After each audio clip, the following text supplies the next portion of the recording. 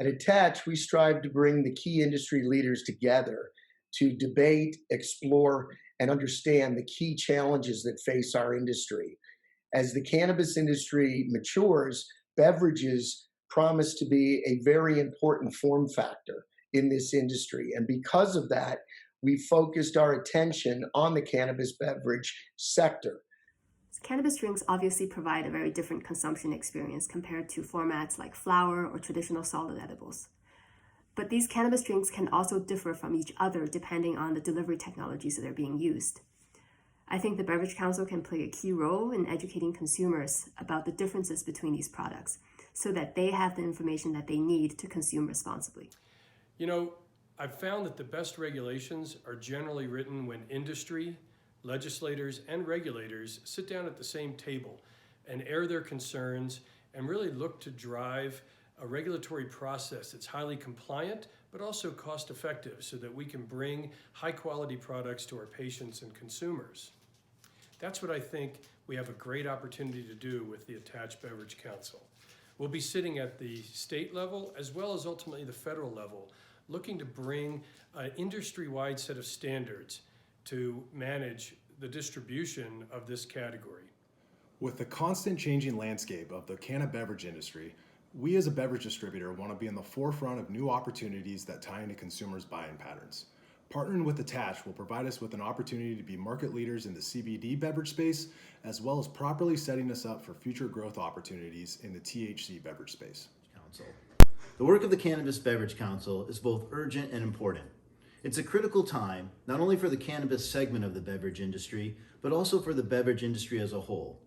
New consumer preferences, new scientific understanding of how beverages play a role in health and wellness, and new opportunities for the industry are all reasons for a concerted and collaborative effort in cannabis beverage advocacy and policy.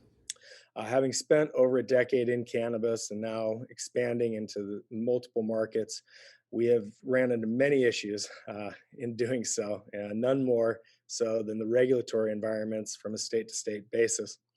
As cannabis continues to legalize both state to state and hopefully federally soon, our primary purpose in founding the Beverage Council is to help standardize both state operations and regulatory environments on the federal level as we continue to move forward. I'm very excited about this initiative because as we continue to expand legalization of cannabis throughout the country, we do believe that is inevitably going to be something that is nationwide, and we believe that if we adopt responsible standards for the production and distribution of cannabis-infused beverages, that will stand a much greater chance of not only making it easier to deal with government regulations, but also minimizing government regulations if we can develop a framework within our own industry to do this and to self-govern.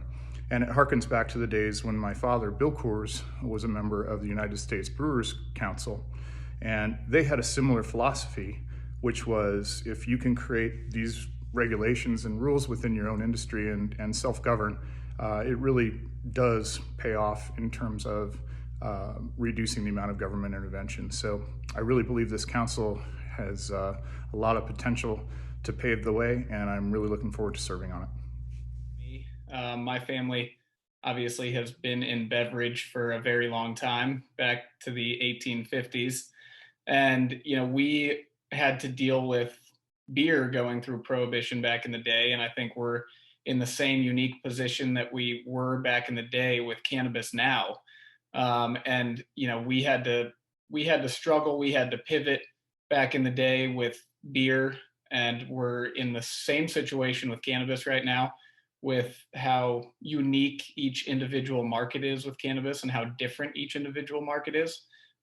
There are a lot of differences between cannabis and beer right now, but there are a lot of similarities as well.